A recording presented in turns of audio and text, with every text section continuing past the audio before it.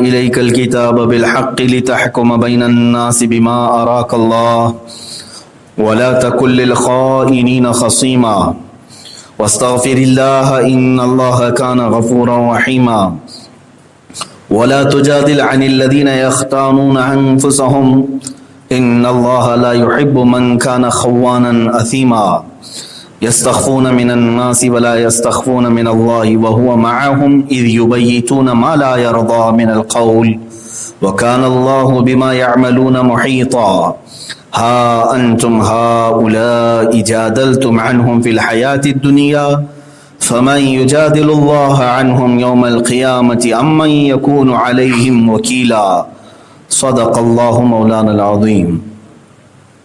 اے محبوب، بے شک ہم نے تمہاری طرف سچی کتاب اتاری کہ لوگوں میں فیصلہ کرو جس طرح تمہیں اللہ دکھائے، اور دھوکہ دینے والوں کی طرف سے نہ جھگڑو، اور اللہ سے معافی چاہو، بے شک اللہ بخشنے والا مہربان ہے، اور ان کی طرف سے نہ جھگڑو جو اپنی جانوں کو خیانت میں ڈالتے ہیں، بے شک اللہ نہیں چاہتا کسی بڑے دغاباز گنہگار کو۔ آدمیوں سے چھپتے ہیں اور اللہ سے نہیں چھپتے، اور اللہ ان کے پاس ہے جب دل میں وہ بات تجویز کرتے ہیں جو اللہ کو ناپسند ہے، اور اللہ ان کے کاموں کو گھیرے ہوئے ہے۔ سنتے ہو، آگاہ ہو جاؤ، یہ جو تم ہو دنیا کی زندگی میں تو ان کی طرف سے جھگڑے، تو ان کی طرف سے کون جھگڑے گا اللہ سے قیامت کے دن، یا کون ان کا وکیل ہوگا؟ یہ آیات بینات اور ان کا ترجمہ ہے۔ اس آیت میں جو بیان کیا جا رہا ہے وہ یہ ہے، رسول پاک صلی اللہ تعالی علیہ وسلم کو بھی خطاب ہے، اور قیامت تک آنے والے تمام مومنین سب کے لیے خطاب ہے۔ کس بات کا خطاب ہے؟ کہ ان لوگوں کی طرفداری کبھی نہ کرنا جو خیانت کرتے ہیں، جھوٹے ہیں اور دھوکے باز ہیں، ان کی کبھی طرفداری نہ کرنا، ان کا وکیل نہ بننا جو گناہوں پر اڑے ہوئے ہیں۔ مجرموں کا وکیل بننا گناہ ہے، جرم معلوم ہونے کے باوجود۔ بے قصور اگر کوئی جرم میں پھنسایا گیا ہے تو اس کا وکیل بنے، اس کی سفارش کرے، لیکن جس کا ظلم ظاہر ہے، جس کا گناہ معلوم ہے، اس کی وکالت کرنا گناہ کبیرہ ہے۔ یہ آیت کس لیے نازل ہوئی؟ اس کا شان نزول کیا ہے؟ رسول پاک صلی اللہ تعالی علیہ وسلم سے رب تعالیٰ یہ فرما رہا ہے کہ خیانت کرنے والے، دھوکہ باز، جھگڑالو لوگوں کی طرفداری کبھی نہ کریں۔ حضور صلی اللہ علیہ وسلم کو رب تعالیٰ فرما رہا ہے خیانت کرنے والوں کی طرفداری نہ کریں، ان کے وکیل نہ بنیں۔ اور مومنین کو بھی اللہ تعالیٰ فرما رہا ہے ایسوں کی طرفداری کبھی نہ کرنا۔ معاملہ یہ ہوا تھا، مدینے میں ایک شخص تھا طعمہ بن ابیرق نام کا، طعمہ اس کو کہا جاتا، اس کا لقب بشر تھا، بشر سے وہ مشہور تھا۔ طعمہ نام اس کا تھا، مسلمان تھا، لیکن کیسا مسلمان؟ جو صرف ظاہر میں مسلمان تھا اور اندر سے وہ کافری تھا، منافق جس کو کہتے ہیں۔ لیکن منافق معلوم نہیں پڑتے جلدی، کون منافق ہے کون مومن ہے، اس کا فیصلہ عام لوگ کر نہیں سکتے، کیونکہ یہ دل کے اندر چھپی ہوئی بات ہے، اور یہ نبی ہی جان سکتے ہیں جو دلوں کے حالات سے بھی باخبر ہے۔ تو یہ جو طعمہ نام کا شخص تھا مدینے کا، یہ بڑا پرانا چور تھا، چوری کرنے کی اسے عادت تھی، اور لت پڑی ہوئی تھی، جس کو کہتے ہیں عادت نہیں لت پڑی ہوئی ہے، اور یہ لت جو ہے جاتی نہیں۔ تو چوری کی جو لت پڑی ہوئی تھی، کئی مرتبہ اس کو لوگوں نے پکڑا بھی تھا اور یہ مشہور ہو گیا تھا۔ ایک مرتبہ ہوا یہ کہ مدینے میں اس کے پڑوسی تھے قتادہ بن نعمان، وہ بھی مومن تھے، صحابی تھے، ان کے گھر میں اس نے چوری کر لی۔ رات کے وقت گیا، ایک تھیلا اٹھایا جس میں آٹا تھا اور ایک زرہ بھی تھی۔ زرہ کہتے ہیں لوہے کا لباس جو مہنگا ہوتا تھا، جنگوں میں پہنا جاتا تھا۔ یہ دونوں چوری کر کے یہ طعمہ شخص جو ہے اٹھا کر نکلا۔ کس کے گھر سے؟ قتادہ بن نعمان کے گھر سے۔ اتفاق ایسا تھا کہ وہ تھیلا تھوڑا سا پھٹا ہوا تھا اور اس میں سے آٹا گر رہا تھا۔ اب یہ تھیلا اٹھا کر کے چلتا رہا، آٹا راستہ بناتا رہا. پھر یہ شخص, یہ چور جو ہے ڈائریکٹ اپنے گھر نہیں لے گیا. یہ چوری کا سامان ایک یہودی جو اس کا دوست تھا پرانا, اس کے گھر رات کو گیا اور امانت کے طور پر رکھ آیا کہ یہ میرا پرسنل سامان ہے, میں تیرے پاس امانت کے لیے رکھتا ہوں. تو اس یہودی نے, پرانی دوستی تھی, رکھ لیا. وہ یہودی تھا, اس کے گھر میں آٹے کا تھیلا اور یہ زرہ وہ امانت کے طور پر رکھ لیا. دوسری جب صبح ہوئی تو مدینہ طیبہ میں حضور پاک صلی اللہ تعالی علیہ وسلم کا زمانہ ہے. وہ حضرت قتادہ بن نعمان, ان کے گھر میں معلوم ہو گیا کہ چوری ہوئی ہے, آٹا بھی غائب ہے, زرہ بھی غائب ہے. تو لوگوں نے آواز شور مچایا کہ چوری ہو گئی, گھر میں چوری ہو گئی. تو پہلا خیال اسی توما کا ہی جاتا تھا. جب چوری ہوتی تھی تو مشہور چور تھا, تو اس سے کہا گیا, اس کو بلا کر کے کہ تو نے چوری تو نہیں کی؟ اس نے کہا بالکل نہیں, میں نے چوری ہرگز نہیں کی, قسمیں کھایا. اس کے بعد قتادہ بن نعمان کے گھر والوں نے کہا کہ ہمارے گھر میں سے جو چوری ہوئی وہ آٹا ہے. آٹا کہاں تک گیا؟ وہ قدموں کو ڈھونڈتے ہوئے آٹے کی جو لکیر پڑی ہوئی تھی وہ پہنچ گئے وہ یہودی کے گھر تک, جہاں یہ آٹا اور زرہ امانت کے طور پر رکھا ہوا تھا. تو اس یہودی سے باز پرس کرنے لگے کہ ہمارے گھر سے ایک تھیلا غائب ہے. تو زور زبردستی ہوئی تو اس یہودی کے گھر پر چھاپا مارا لوگوں نے. اس کے گھر میں وہ آٹے کا تھیلا بھی ملا, زرہ بھی ملی. اس یہودی کو پکڑ لیا گیا کہ تو ہمارے گھر سے چوری کیا ہے. تو اس یہودی نے کہا ہرگز نہیں, میں نے کوئی چوری نہیں کی, کل رات توما میرے گھر آیا تھا اور یہ سامان امانت رکھ کے گیا ہے. اب مسئلہ یہ تھا, توما میرے گھر آیا تھا, امانت رکھ کر کے گیا ہے اور وہ امانت میری واپس لے گا. اب یہ مسئلہ کیا کیا جائے اس کو؟ تو یہ توما کے گھر والوں کو پھر سے کہا گیا کہ دیکھو ہمارا شک تھا پہلے سے اور اسی نے چوری کیا اور یہودی کے ہاں امانت کے طور پر رکھ دیا. کہا کہ نہیں, چلو یہ فیصلہ بارگاہ رسالت مآب صلی اللہ علیہ وسلم میں کرتے ہیں. حضور پاک صلی اللہ تعالی علیہ وسلم کے پاس لاتے ہیں. تو توما نے کہا کہ در حقیقت پہلے میں گناہ کرتا تھا, مشہور ہو گیا, اس لیے یہودی اپنی چوری کو میرے اوپر ڈال رہا ہے. یہ خود چور ہے اور ایسا چور ہے کہ اپنی چوری کو میرے اوپر ڈال رہا ہے, کیونکہ میں پہلے سے اس کام میں پکڑا گیا تھا تو لوگ شک کریں گے, حالانکہ میں مومن ہوں, میں مسلمان ہوں, میں پرہیزگار ہوں. اس نے اتنی بڑی بڑی باتیں کی اور اس کی باتوں پر اس کے پورے خاندان والے بھی حمایتی بن کر کے آ گئے. کس کے؟ توما کے. اور جب خاندان والے کھڑے ہو گئے تو مدینے کے اکثر مسلمان بھی اس کی حمایت میں آ گئے کہ ایک مسلمان اسلام لانے کے بعد توبہ کر چکا ہوتا ہے, وہ رسول پاک صلی اللہ علیہ وسلم کے پیچھے نمازیں پڑھ رہا ہے, اس پر چوری کی تہمت لگانا غلط ہے, جبکہ آٹا اور زرہ یہودی کے گھر سے ملا ہے, سامان اس کے گھر سے ملا ہے, تہمت اس پر کیوں لگا رہے ہو؟ یہودی کی بات کوئی نہیں سن رہا تھا. یہودی کے گھر والے اور دوسرے لوگ اس کی حمایت میں تھے, کہہ رہے تھے کہ ہمارا یہ بھائی چوری نہیں کرتا, یہ توما ہی ہے جو آیا تھا.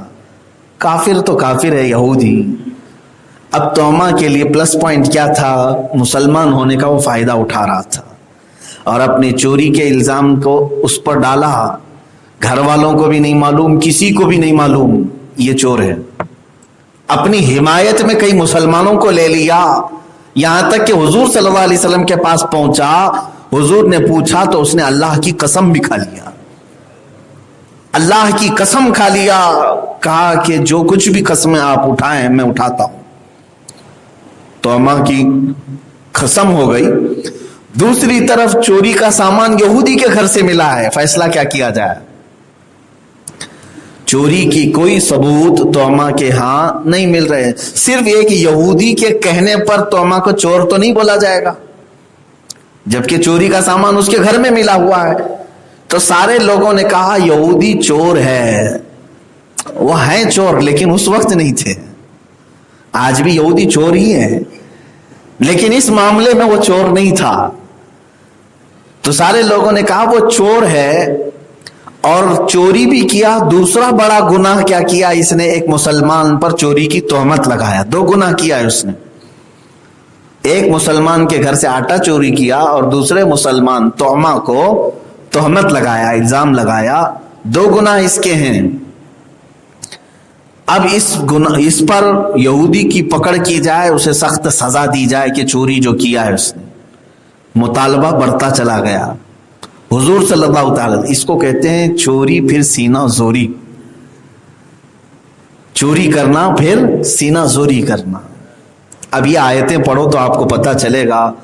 پہلے آیت میں تو اللہ نے فرمایا وَلَا تَكُلْ لِلْخَائِنِينَ خَصِيمًا, اے رسول دھوکہ دینے والے دغاباز لوگوں کے وکیل کبھی نہ بنے, ان کے طرفدار کبھی نہ بنے. پھر آگے رب تعالیٰ نے یہ بھی فرمایا کہ ان لوگوں کی طرف سے آپ کبھی بھی مقدمہ نہ لڑیں جو خیانت میں ڈالتے ہیں اپنے آپ کو. بے شک اللہ خیانت کرنے والوں کو کبھی پسند نہیں فرماتا, جھوٹ بولنے والوں کو پسند نہیں فرماتا. اب ہوا یہ کہ اب مسئلہ دیکھا گیا تو یہودی چور ثابت ہو رہا تھا اور یہ بری نظر آ رہا تھا.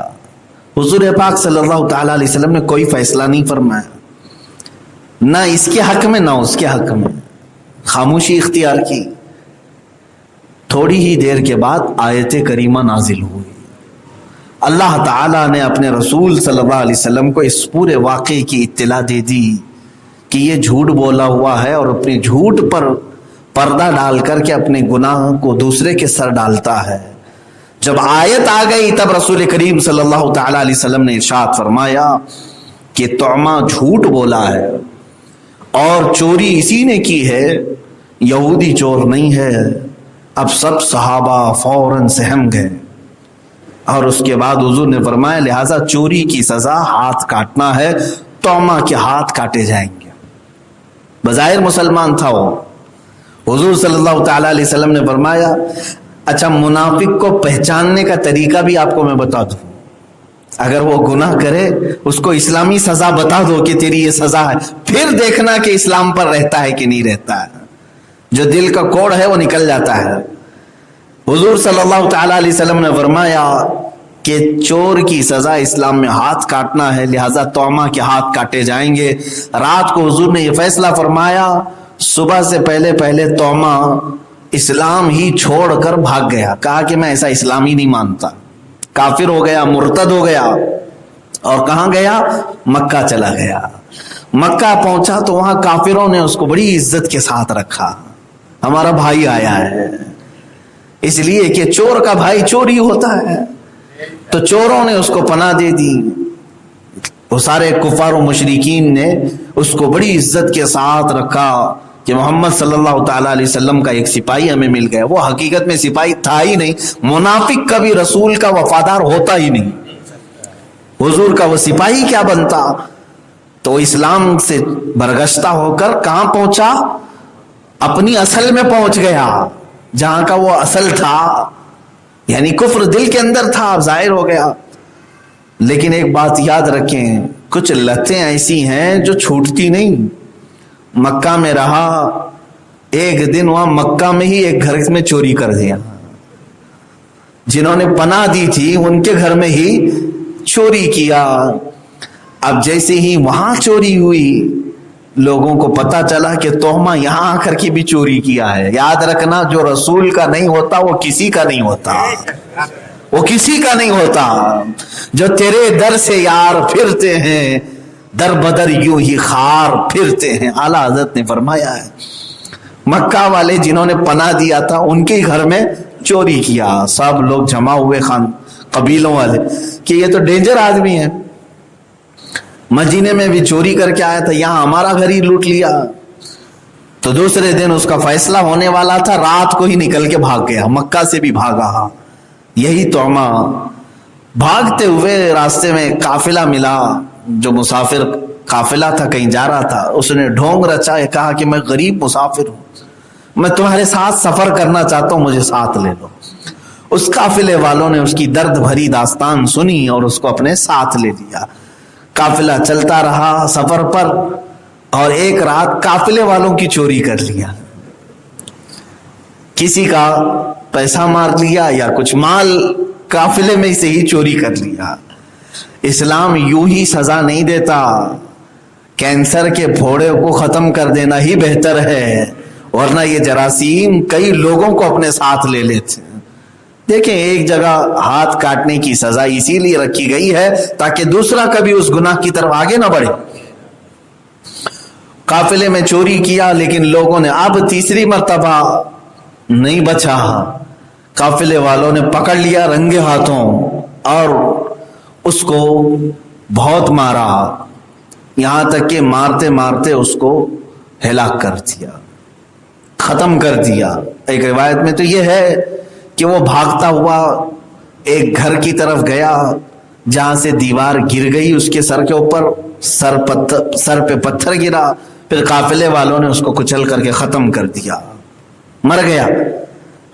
اسلام میں رہنے والا، مدینہ طیبہ میں آباد، میرے آقا صلی اللہ تعالی علیہ وسلم کے پیچھے نمازیں پڑھنے والا، دل کا نفاق بہت بری موت مارتا ہے، دنیا میں بھی اس کے لیے ذلت ہے اور آخرت کے لیے قرآن کہتا ہے ان المنافقین فی الدرک الاسفل من النار، بے شک منافقین دوزخ کے سب سے نیچے طبقے میں رہیں گے، ان کے لیے بہت سخت وعید ہے۔ اب یہ ہلاک ہو گیا، ختم ہو گیا، اس پر یہ آیتیں آئی، اللہ رب العزت ارشاد فرماتا ہے ایسے لوگوں کی وکالت ہرگز نہ کریں جو جرموں پر اتراتے ہیں، گناہ کرتے ہیں اور اس پر ڈھیٹ بنے رہتے ہیں، ایسوں کے نہ وکیل بنے، نہ طرفدار بنے، نہ ان کی حمایت کریں۔ یہ آیتیں ہیں میرے عزیزو۔ اب یہاں پر ایک آیت یہ بھی میں نے تلاوت کی، اللہ تعالیٰ نے یہ تمام مومنین کے لیے فرمایا یستخفون من الناس ولا یستخفون من اللہ وہو معہم۔ یہاں رب تعالیٰ فرماتا ہے آدمیوں سے، لوگوں سے چھپتے ہو، اللہ سے نہیں چھپتے جبکہ وہ تمہارے ساتھ ہے۔ لوگوں سے ڈرتے ہو، اللہ سے نہیں ڈرتے، وہ تمہارے ساتھ ہے۔ جب تم راتوں میں فیصلے کرتے ہو، اللہ تمہارے ہر قول کو سن رہا ہے، تمہارے ہر کام کو گھیرے ہوئے ہے۔ یہ آیت کیوں نازل ہوئی؟ اس کا بھی شان نزول اسی سے ملتا ہے۔ یہ جب معاملات چل رہے تھے یہ توما کے، تو کئی دن تک تفتیش چل رہی تھی۔ تفتیش کا مطلب ہوتا ہے انویسٹیگیشن ہو رہا تھا۔ حضور پاک صلی اللہ تعالی علیہ وسلم سب کو لگائے ہوئے تھے کہ صحیح راستے تک پہنچیں کہ حقیقت میں چور کون ہے، چور کون ہے۔ اس وقت اس توما نے کیا کیا تھا جانتے ہیں؟ اپنے خاندان والوں کو اور مدینے کے کئی مومنین کو ایک رات جمع کیا، جمع کر کے اس نے کیا کہا کہ فیصلہ ہونے والا ہے، میں کل حضور صلی اللہ تعالیٰ علیہ وسلم کے پاس کھڑا رہوں گا، میں مسلمان ہوں، میں جب وہاں کھڑا ہوں گا حضور مجھ سے پوچھیں گے تو میں اللہ کی قسم کھاؤں گا، اور یہودی بھی اگر قسم کھائے گا تو حضور مسلمان کی بات کو ایکسپٹ کریں گے، یہودی کی بات کو نہیں تسلیم کریں گے، وہ کافر ہے، میں مسلمان ہوں۔ لہٰذا تم سب مل کر کے میرے نیکیوں کی گواہی دینا کہ توما بڑا پرہیزگار آدمی ہے، مسلمان ہے، نمازی ہے، تم سب میری اچھائیوں کی حضور صلی اللہ تعالیٰ علیہ وسلم کے پاس وکالت کرنا۔ سب نے کہا کہ ہاں بالکل تم مسلمان ہو، ہم ایک مسلمان کو ضائع ہونے نہیں دیں گے، اور یہودی کی برائیاں ہم گنائیں گے۔ یہ رات کو فیصلہ ہو رہا تھا، ان کے آپس کے درمیان ابھی حضور کے پاس پہنچے نہیں۔ پھر رسول کریم صلی اللہ تعالیٰ علیہ وسلم کے پاس جب سب لوگ آئے اور یہ قسم کھایا، پھر اللہ نے اپنے رسول کو اس کے واقعے کی اطلاع دی کہ یہی گنہگار ہے، تو حضور صلی اللہ تعالیٰ علیہ وسلم نے فیصلہ صادر فرمایا یہودی چور نہیں، یہی توما چور ہے۔ وہ مسلمان تھا بظاہر، پھر بھی حضور نے حق فیصلہ فرمایا، یہ نہیں کہ میری جماعت میں ہے ہمارے پیچھے نماز پڑھتا ہے، حق کا فیصلہ فرمایا۔ اور اللہ تعالیٰ نے ان تمام لوگوں کو تنبیہ کرنے کے لیے یہ آیت نازل فرمائی جو رات کے وقت اس کے گناہ کی پردہ پوشی کے لیے وکالت کی ذمہ داری لے رہے تھے۔ اللہ نے فرمایا لوگوں سے چھپ کر کے تم فیصلے تو کر لو گے، رب تعالیٰ فرماتا ہے اللہ سے نہیں چھپتے، وہ تمہارے ساتھ ہے، وہ تمہارے ساتھ ہے۔ اب آگے کی آیت میں پڑھ رہا ہوں، سنیں۔ اللہ فرماتا ہے اے آگاہ ہو جاؤ، اے لوگو دنیا کی زندگی میں تو تم ان کی طرفداری کر سکتے ہو، قیامت کے دن ان کی طرف سے اللہ سے کون جھگڑا کرے گا؟ فَمَن يُجَادِلُ اللَّهَ عَنْهُمْ يَوْمَ الْقِيَامَةِ، اللہ فرما رہا ہے قیامت کے دن اللہ سے کون مقدمہ لڑنے کے لیے تیار ہے؟ آ جائے۔ أَمَّن يَكُونُ عَلَيْهِمْ وَكِيلًا، یا ان کا کون وکیل بننا چاہتا ہے، وہ آئے قیامت کے دن۔ میرے عزیزو، یہ بڑی جلال بھرے خطابات ہیں اللہ کے۔ ہے کسی کی جرأت جو اللہ کی بارگاہ میں وکالت کرے جرموں کی کسی کی؟ سوچو ذرا صحیح، یہاں تم کسی مجرم کی پردہ پوشی کرنے کے لیے اس کی وکالت کر سکتے، اس کی جانبداری۔ کئی لوگوں کو ہم نے دیکھا ہے، چاہے تمہارا بیٹا ہو، بھائی ہو، باپ ہو، اگر گناہ اس سے تم نے دیکھ لیا تو اس کی وکالت نہ کرنا، اس کی جانبداری بھی نہیں کرنا، بڑے گناہ میں تم مبتلا ہوگے۔ اس لیے کہ جس گناہ میں تم اس کی طرفداری کر رہے ہو، اسی گناہ کے جرم میں تمہیں بھی اٹھایا جائے گا۔ زنا کیا ہوا ہے، تمہیں معلوم ہے، اس کے باوجود اسے بچانے کے لیے تم وکالت کے لیے آئے۔ چلو ٹھیک ہے، جانا ہی نہیں تھا، بولنا ہی نہیں تھا، خاموش رہتے، لیکن اس کی حمایت میں کھڑے ہو گئے، کہا کہ یہ بہت پاکیزہ آدمی ہے۔ تو زنا تو اس نے کیا تھا، لیکن اس زنا کا گناہ تمہارے سر پر بھی رہے گا۔ اسی طرح چوری کی وکالت کر رہے ہو، چور تم نے اس کو رنگے ہاتھوں دیکھا ہے، بلکہ وہ چوری کا سامان لا کر کے تمہیں بیچا ہے، پھر جب پکڑا گیا تو تم اس کی حمایت میں اس کی پاکیزگی بیان کر رہے ہو کہ نہیں یہ کبھی نہیں چوری کرتا، یہ پاک آدمی ہے۔ تو چوری تو اس نے کیا تھا، لیکن چوری کا گناہ تمہارے سر پر بھی ہوگا۔ تم چوری نہیں کیے، لیکن وکالت کی ہو، طرفداری کی ہو۔ گناہوں کی وکالت کرنا بہت سخت ترین گناہ ہے۔ اور دوسری آیت میں اللہ تعالیٰ نے فرمایا والذین لا یشہدون الزور، مومنوں کی علامات میں اللہ نے فرمایا جھوٹی گواہی یہ کبھی نہیں دیتے، جھوٹی گواہی کبھی نہیں۔ اور جو جھوٹ گواہی دیتا ہے قیامت کے دن بہت سخت ترین عذاب میں مبتلا ہوگا، اس کا چہرہ سیاہ کر دیا گیا ہوگا، کالا کر دیا گیا ہوگا، کالے چہرے کے ساتھ ایسے اٹھایا جائے گا کہ اس کے چہرے پر گوشت نام کی کوئی چیز ہی نہیں ہوگی، جیسے کسی نے نوچ لیا ہو، جگہ جگہ سے گوشت نوچا گیا ہو، اور ڈراؤنی شکل میں اٹھایا جائے گا۔ پوچھا گیا یہ کون ہے؟ کہا یہ جھوٹ کی گواہی دیتا تھا، بس جھوٹی گواہی دیتا تھا۔ عزیزان گرامی وقار، اللہ رب العزت سے ڈرو کہ وہ تمہارے ساتھ ہے، تمہارے ساتھ۔ تم خفیہ منصوبے بناؤ، خفیہ پلان کرو بیٹھ کر راتوں میں، تو کیا یہ سوچتے ہو کہ ہم لوگوں سے چھپ کر کے پلان کر رہے ہیں؟ اللہ فرمایا وَهُوَ مَعَهُمْ، وہ تمہارے ساتھ ہے، تمہاری ہر چیز کو سن رہا ہے، تمہارے تمام منصوبوں کو وہ بہتر جانتا ہے۔ اچھا اگر تم میں سے کسی کی جرأت ہے اور ہمت ہے تو کرے دنیا میں پلاننگ اللہ سے قیامت کے دن جھگڑا کرنے کی۔ وہاں تو حال یہ ہے میرے عزیز، ماں و شما تو چھوڑو، ہم اور آپ تو چھوڑو، آدم علیہ السلام سے لے کر عیسیٰ علیہ السلام تک جلیل القدر پیغمبر نفسی نفسی کہہ رہے ہوں گے۔ نفسی نفسی کا مطلب ہوتا ہے ہائے میری جان، ہائے میری جان، یعنی اپنی فکر کر رہے ہوں گے۔ انبیاء کی بات کر رہا ہوں جو معصوم ہیں، جن سے گناہ کبھی سرزد نہیں ہوا اور نہ وہ گناہ کی سوچ سکتے ہیں، جو پوری زندگی پاکیزہ رہے، وہ قیامت کے دن اللہ کے خوف سے تھر تھرا رہے، کانپ رہے۔ کتنے فرشتے ایسے ہوں گے جن کو اللہ کی بارگاہ میں سفارش کرنے کی مجال نہیں ہوگی۔ قرآن کہتا ہے کم من ملک فی السماوات لا تغنی شفاعتهم، آسمانوں میں کتنے فرشتے ایسے ہیں، کتنے فرشتے ایسے ہیں جن کی سفارش تمہیں کوئی کام نہیں دے سکے گی سوائے اللہ کی اجازت کے۔ من ذا الذی یشفع عنده، اللہ فرماتا ہے کون ہے جو اس کی بارگاہ میں سفارش کے لیے آگے بڑھے گا؟ سورس لگاؤ کہ کسی کا، کون ہے؟ الا باذنہ، سوائے اس کے جس کو اللہ اجازت دے گا۔ میرے عزیزو قیامت کے دن چپی ہوگی، بالکل چپ، کوئی بولنے والا نہیں، کوئی بولنے والا نہیں، کیونکہ سب کے اوپر دہشت طاری ہوگی، ہیبت طاری ہوگی، کوئی کلام نہیں کر رہا ہوگا، اور لوگوں میں یہ ہمت بھی نہیں ہوگی، مجال بھی نہیں ہوگی۔ کہ اللہ رب العزت سے کیا بات کریں. اللہ تبارک و تعالیٰ کی طرف سے کوئی بات بھی نہیں آ رہی.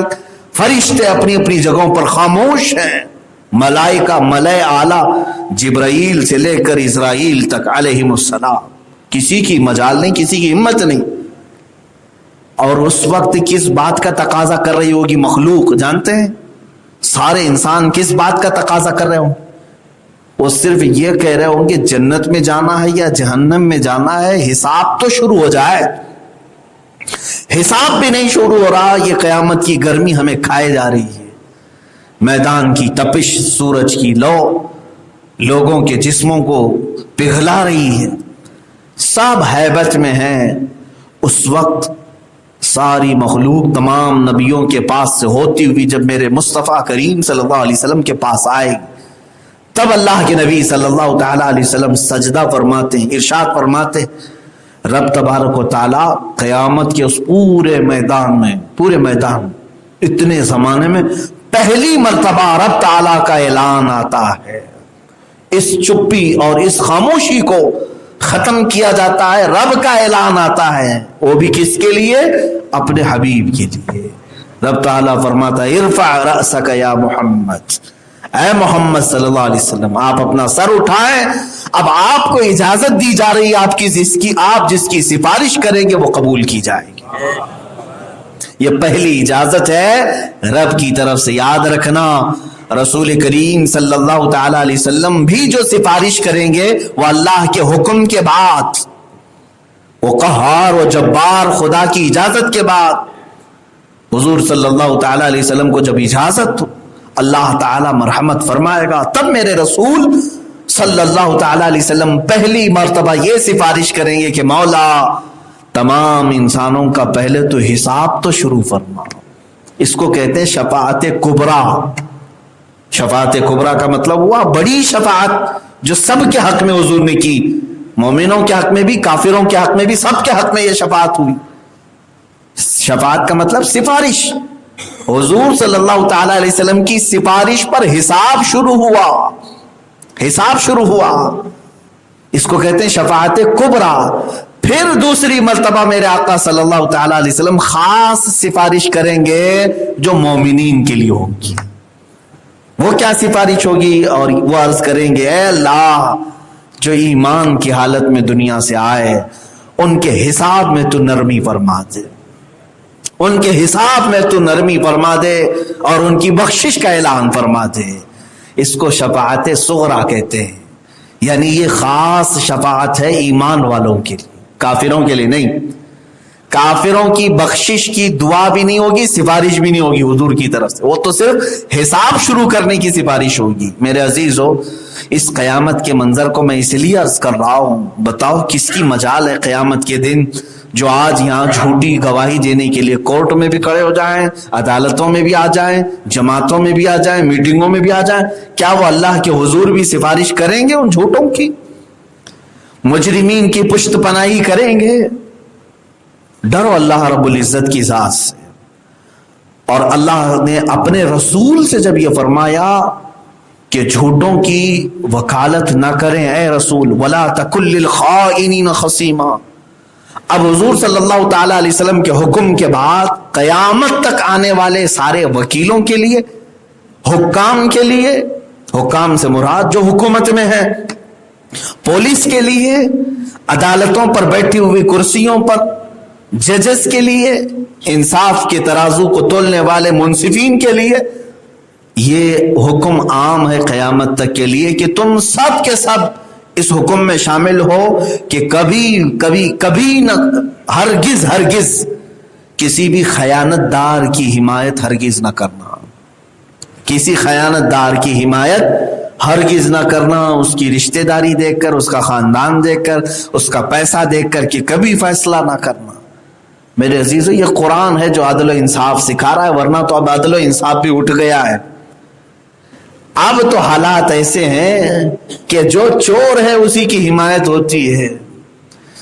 عدالتیں بھی اب بکنے لگ گئی ہیں، عدالتوں کے بھی حالات ایسے ہیں. یہ یہیں کی بات نہیں، تقریباً پورے ملک، پورے دنیا میں اب ایسے ہی حالات ہیں. حکومت کے ماتحت عدالتیں چلتی ہیں. عدالت تو نام رکھ لیا گیا ہے, باقی سب کرسی پر جو ہوگا اس کی منشا کے مطابق جج بھی فیصلے کرتا ہے. وہ ضمیر بیچے ہوئے لوگ ہیں, اپنا سودا کیے ہوئے لوگ ہیں, غریبوں کا حق مارے ہوئے لوگ ہیں. اور ایک بات یاد رکھیں, حدیث پاک میں ملتا ہے قیامت کے دن جھوٹے جج, جھوٹے منصف, یعنی جھوٹ کی پیروی کرتے ہوئے فیصلہ سنانے والے کو اللہ تعالی نظر بھی نہیں فرمائے گا, اس کی طرف نظر رحمت بھی نہیں ہوگی. اللہ اپنی رحمت سے اسے بعید کر چکا ہوگا, اپنی رحمت سے اسے دور کر چکا ہوگا. یاد رکھیں یہاں پر ساری چیزیں لوگوں کو دکھانے کے لیے, اس کو کہتے ہیں مانڈولی کرنا. ہوتا ہے کسی کی طرفداری میں مالدار کی طرف جھک کر کے فیصلہ دے دینا. حضور پاک صلی اللہ تعالی علیہ وسلم سے جب اللہ نے یہ بات پسند نہیں کیا, عام لوگوں سے کیسے پسند کرے گا؟ حضور صلی اللہ تعالی علیہ وسلم اس وقت اگر فیصلہ کر دیتے کہ ایک مسلمان ہے, چوری کا کوئی ثبوت بھی نہیں ہے اس کے پاس, یہودی کے گھر سے آٹا بھی ملا ہے, تھیلا بھی ملا ہے, حضور صلی اللہ تعالی علیہ وسلم ظاہر میں فیصلہ فرما دیتے کہ یہ طعمہ بری ہے, تو ظاہراً جو ہے کوئی چیز ایسا آبجیکشن کی نظر نہیں آتی. لیکن رسول پاک صلی اللہ تعالی علیہ وسلم سے ایسا کام اللہ تعالیٰ نے ہرگز پسند نہیں فرمایا. اگر عدالت میں ہوتا معاملہ تو ایویڈنس پہ چلتا نا, ایویڈنس ثبوتوں کے آدھار پر ہی فیصلے ہوتے. اس وقت توما تو آج کی عدالت میں چھوٹ کے عزت کے ساتھ جا چکا ہوتا. لیکن رسول پاک کی عدالت اور ہے, دنیا کی عدالتیں اور ہیں. دنیا کی عدالتوں میں بیٹھے ہوئے جج ثبوتوں کے آدھار پر فیصلہ کرتے ہیں. رسول پاک صلی اللہ تعالی علیہ وسلم وحی خدا کے مطابق فیصلہ فرماتے ہیں. حضور صلی اللہ تعالی علیہ وسلم قانون کے ماتحت نہیں, حضور جو فیصلہ فرماتے وہ قانون بن جاتا ہے. قانون حضور کے فیصلے کے ماتحت ہے. عزیزان گرامی وقار, آج کے حالات کے اعتبار سے میں صرف ہندوستان کی بات نہیں کروں گا, اکثر وہ ممالک جو اپنے آپ کو اسلامی کہتے ہیں ان کے ہاں کی عدالتوں کے بھی حالات بہت برے ہیں. سعودی عرب ہے, امارات ہے, بحرین ہے, کویت ہے, عراق ہے, یہاں سب کی عدالتوں کے حالات بہت برے ہیں. مصر کی عدالتیں بکی ہوئی ہیں, جج باضابطہ پیسوں پر یا حکومت کے ڈر پر, کیونکہ ان کے اپنے خود کے کالے کرتوت ہوتے ہیں جس کو حکومت والے انہیں ڈراتے ہیں, بلیک میل کرتے ہیں کہ یہ فیصلہ صادر کرو ورنہ تم خود بھی جیل میں جاؤ گے, عزت الگ چلی جائے گی, نوکری الگ جائے گی. وہ دباؤ میں فیصلے دیتے ہیں, کئی غریبوں کے حق مارتے ہیں, کئی غریبوں. میں سفر پر تھا, غالباً جارڈن جا رہا تھا, تو سعودی عرب کے ایک ایئرپورٹ میں ایک نوجوان ملا, وہ ہندوستانی تھا. وہ پہچان کر کے میرے پاس آیا, تھوڑی دیر بیٹھا, وہاں پر کام پر جاب کرتا ہے. بات کرتے کرتے وہ رو پڑا. تو میں نے پوچھا کہ کیا معاملہ ہے تمہارے ساتھ؟ کہا کہ میں بہت پیار کرتا تھا بچپن سے, عرب شریف جاؤں گا, عرب جاؤں گا, مکہ مدینے کی زیارت ہوگی اور تمام مومنین مسلمانوں کے درمیان رہوں گا. ہے خواب تھا, سپنا تھا, لیکن مجھے اس قدر تکلیف دی گئی ہے, اس قدر تکلیف. میں نے پوچھا کیا معاملہ ہے؟ کہا کہ میں جس سعودی کے گھر کام کرتا تھا, جس کی کمپنی میں کام کرتا تھا, تو وہ بڑا پیسے والا آدمی تھا, کام کرواتا تھا. ایک دن اس کا بیٹا آیا اور مجھ سے زبردستی ایک غلط کام کروا رہا تھا, غلیظ چیز کروا رہا تھا. میں نے منع کر دیا, کہا کہ میں یہ نہیں کروں گا. تو اس نے میرے منہ پہ تھوک دیا, پورا کھکار کر کے میرے چہرے پہ تھوکا. میں نے صرف اتنا کہا, کیا شریعت مصطفیٰ صلی اللہ علیہ وسلم میں کسی مسلمان پر تھوکنا جائز ہے؟ میں تو اس زمین پر ہوں جہاں پر ہم زمین پر تھوکنے کو منع کرتے ہیں. تو اس نے اتنی بات کہی تو اس آگ بگولا ہوا اور زمین پر لٹا کر کے اتنا مارا کہ اس کا چہرہ بگڑ گیا, بہت مارا. اب اس نے جا کر کے اپنے ساتھیوں کو بتایا تو ساتھی اس کے برہم ہوئے. اس کے بعد سمجھا بجھا کر کے کہا چھوڑ دو, بڑے آدمی کیا کریں گے. دوسرے دن یہ پولیس کو بتا دیا اس نے کہ ایسا ایسا اس نے میرے ساتھ کیا ہے. پولیس آئی, تفتیش کی, اور اس کے بعد ظاہر سی بات ہے وطنی اور غیر وطنی کا بڑا فرق ہے وہاں پر. یعنی جو باہر سے آیا اس کو اجنبی کہتے ہیں اور جو وہاں کا ہے اس کو وطنی کہتے ہیں. یہ تصور, یہ کانسیپٹ اسلام میں ہے ہی نہیں. مدینے میں حبشہ سے آئے ہوئے بلال بھی مدنی تھے, روم سے آئے, فارس سے آئے سلمان فارسی مدنی تھے. کبھی ان کو صحابہ نے نہیں کہا باہر سے آیا ہوا ہے, رضوان اللہ تعالی علیہ مجمعین. میرے عزیزوں, وہاں پر اس نے جب یہ پولیس خالی پوچھ کر کے گئی اور اسی کو ڈرا کر کے گئی, اب اس سعودی کے بیٹے نے غصے میں تل ملاتے ہوئے کہا کہ تو پولیس تک بات کیسے پہنچایا؟ جا کر کے اس کے اوپر کیس کر دیا کہ اس نے میرے گھر کا سامان چرایا ہے, میرے گھر کی عورتوں پر بری نظر رکھتا ہے, فلاں فلاں, اتنے کیس ڈالا. عدالت کی طرف سے پولیس آئی اور اس کو گرفتار کر کے لے گئی. کہا شروع سے میں ظلم سہ رہا تھا, میں تو خاموش تھا, لیکن اس کے باوجود اس سعودی کے بیٹے نے میرے اوپر مار توڑ بھی کیا, تھوکا بھی, اور پلس کیس ڈال کر کے مجھے اندر بھی کر دیا.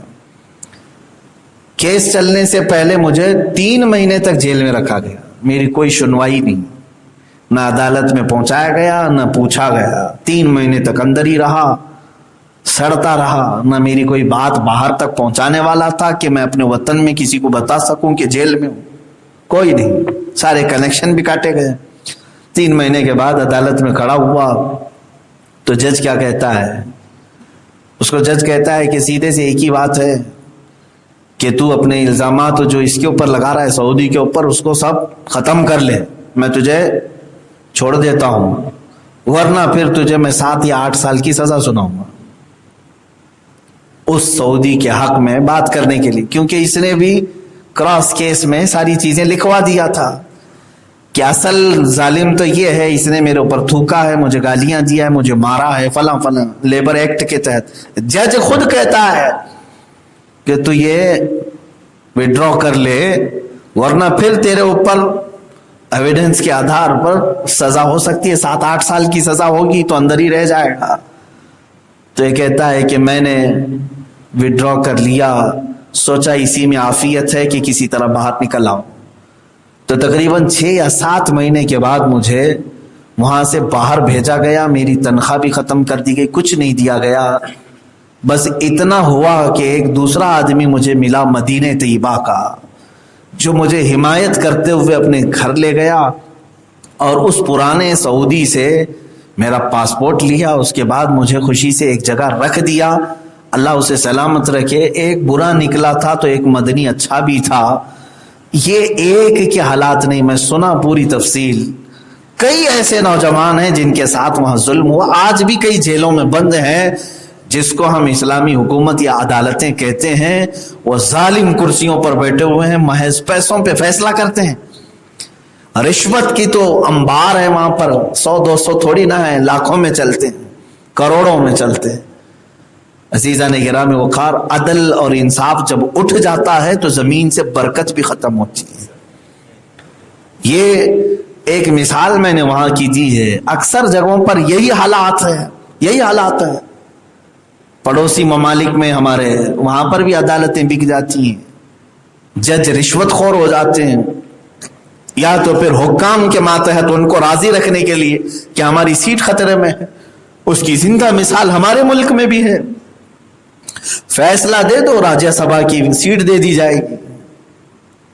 فیصلہ دے دو, ورنہ پھر تم مارے جاؤ گے. کچھ جج مارے بھی گئے ہیں, قتل بھی ہو گئے. جو حاکموں کے خلاف فیصلہ دیتے تھے, جو اپنے ضمیر کا سودا نہیں کیے, ہمارے اسی بھارت میں اس جج کو قتل کر دیا گیا, مار ڈالا گیا. اس پر کوئی بات ہی نہیں کرتا ہے. لیکن اسلام اس پوتر مذہب کا نام ہے, اس مقدس دھرم کا نام ہے, جہاں بانی اسلام کو, رسول پاک کو بھی اللہ تعالیٰ فرما رہا ہے آپ کسی خیانت دار کی حمایت ہرگز نہ کرنا. عام حاکموں کو تو چھوڑو, عام فیصلہ کرنے والوں کو تو چھوڑو, اللہ اپنے حبیب کو یہ فرما رہا ہے, اے رسول ایسے کسی خیانت دار کی حمایت ہرگز نہ فرمائیں اور ایسوں کے کبھی وکیل نہ بنے، ایسوں کے وکیل نہ بنے۔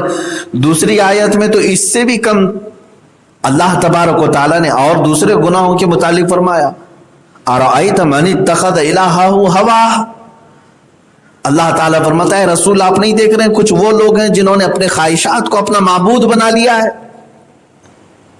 اور اللہ تعالیٰ فرماتا ہے کیا آپ ایسوں اما یکون علیہم وکیلا، کیا آپ ایسوں کے وکیل بنیں گے؟ انہم الا کالانعام بل ہم اضل۔ اللہ تعالیٰ فرماتا ہے یہ جانوروں کی طرح ہیں بلکہ ان سے بھی گئے گزرے ہیں جو خواہشات پہ چلتے ہیں۔ ایسوں کی وکالت اے رسول ہرگز نہ فرمائے، ایسوں کی طرفداری نہ کریں۔ میرے عزیزو ہم سب کے لیے بھی یہ عبرت ہے، اپنی زندگی کا ایک معیار بناؤ، حق اور باطل کو پہچانو، جو سچا ہو چاہے غریب ہو اس کی حمایت میں کھڑے رہو، جو جھوٹ پر ہے چاہے وہ دنیا کا امیر ہو اس کے ساتھ نہ رہو، ورنہ قیامت کے دن اس جرم میں خواہ نہیں چاہتے ہوئے بھی تم پکڑے جاؤ، کیونکہ صرف حمایت کیا تھا تم نے۔ ایک تو اس کو کہتے ہیں نہ گناہ کیا نہ اس کا آنند لیا پھر بھی پھنس گیا۔ کب ہوتا ہے ایسے؟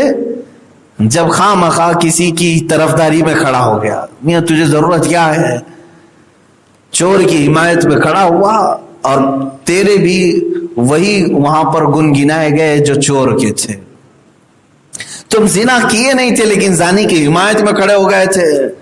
زانی تو اپنا گناہ بھی کیا، وہ اپنا سب کچھ عیش بھی کیا، پھر سزا لے رہا ہے، تم تو کیے ہی نہیں، زنا کیے ہی نہیں لیکن پھر بھی اس کی حمایت میں کھڑے ہونے کی وجہ سے اسی جرم میں تمہیں بھی پکڑا گیا۔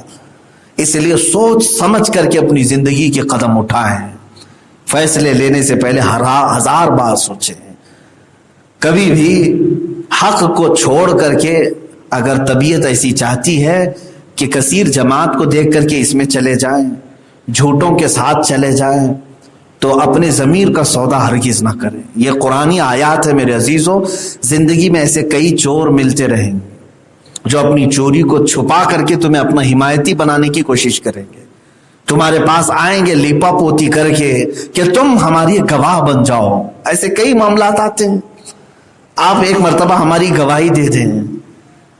میرے عزیزوں ہمیشہ اس بات سے خوف کرو کہ اللہ ہمارے ساتھ ہے۔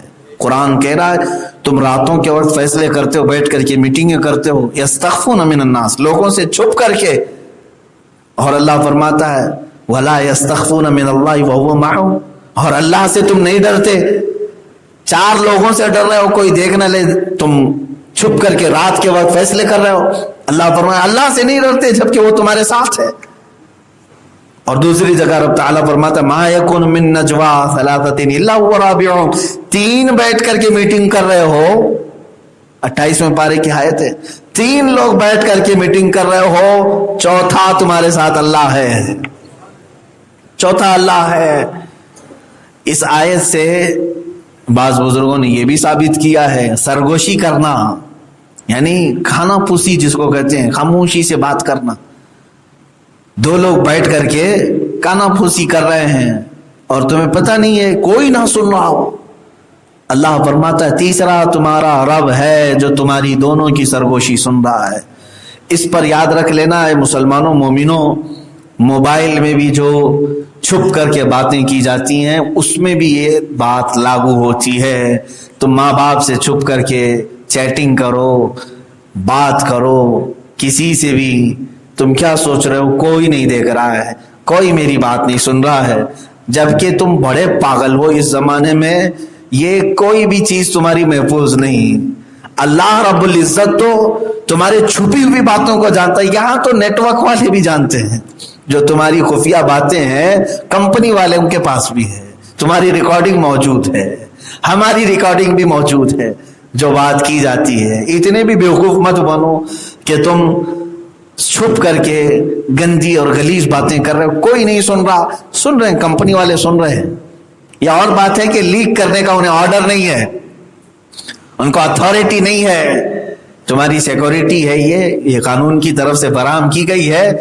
ہاں کچھ چور لوگ لیک کر لیتے ہیں، لیکن قانونی اختیار ان کو نہیں ہے کہ تمہاری باتوں کو لیک کریں، لیکن سنتے ہیں، انہیں بھی پتا ہے کون فلاں کے ساتھ کیا کیا چیٹنگ کر رہا ہے اور کس کے ساتھ کون بات کر رہا ہے، یہ دنیا والے بھی دیکھ رہے ہیں۔ یہ اور بات ہے کہ وہ تمہارے معاملات میں دخل کرنا نہیں چاہتے، وہ خود بھی ہو سکتا ہے انہی کاموں میں ملوث ہو، لیکن اللہ رب العزت تو ہر چیز سے واقف ہے، ہر چیز سے واقف ہے۔ ہو سکتا ہے کمپنی کی بات آئی، مثال کے طور پر واٹس ایپ کی ابھی سیکورٹی کے کچھ معاملات چل رہے تھے، تو بہت سارے لوگوں نے اس پر کہا کہ ہماری چیٹنگ اب محفوظ نہیں رہے گی، واویلا مچ گیا، اور واٹس ایپ کو طلاق دینے کی بھی نوبت آ گئی کہ اس کو چھوڑ کر کے دوسری جگہ شفٹ ہو جائیں، دوسری کو لے کر کے آ جائیں۔ لیکن میرے عزیزو، ایک بات یاد رکھیں، اللہ رب العزت تو اس سے واقف ہے، خبردار ہے۔ میں جو بات کہنے جا رہا تھا وہ یہ ہے کہ چلو واٹس ایپ کو بھی چونا لگا سکتے ہو، اسے بھی بیوقوف بنا سکتے ہو۔ کیسے؟ کہ اگر آپ کو آج پتہ چل گیا کہ ہماری باتیں اب خفیہ نہیں رہیں گی، یہ لیک کر دے گا، اٹھا رہا ہے، ٹرمز اینڈ کنڈیشن میں تبدیلی لا رہا ہے، تو ہو سکتا ہے تم اپنے ایک دوست کے ساتھ کوڈ ورڈ استعمال کرو جو تم جانتے ہو اور وہ جانتا ہے۔